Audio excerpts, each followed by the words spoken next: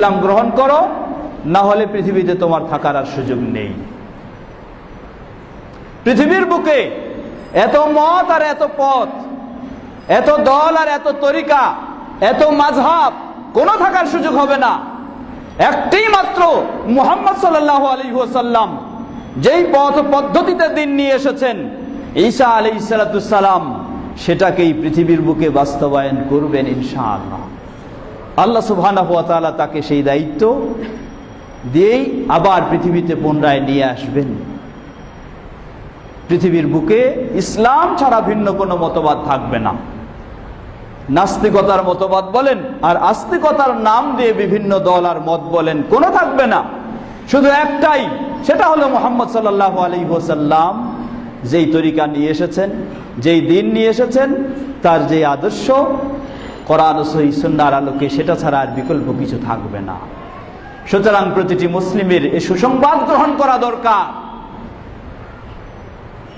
আপনার জন্য আনন্দের বিষয়, আজকে সকল পথ ও মতকে বর্জন করে কোরআন ও সহিহ সুন্নাহর আলোকে সঠিক ইসলাম আপনি মেনে চলবেন। ইনশাআল্লাহ আপনি পৃথিবী থেকে চলে গেলেও এই পৃথিবীতে আল্লাহ সুবহানাহু ওয়া তাআলা একদিন কোরআন ও সহিহ সুন্নাহর আলোকে সঠিক ইসলামকে প্রতিষ্ঠিত করবেন ইনশাআল্লাহ। গোটা বিশ্বে এই ইসলাম ছাড়া অন্য কোনো মতবাদ থাকবে না,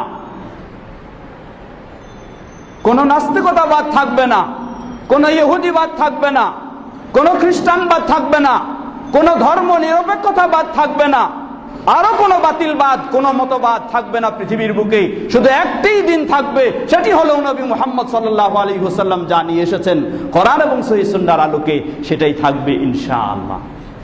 এবং সেটি দিয়ে গোটা বিশ্ব ভরপুর হয়ে যাবে।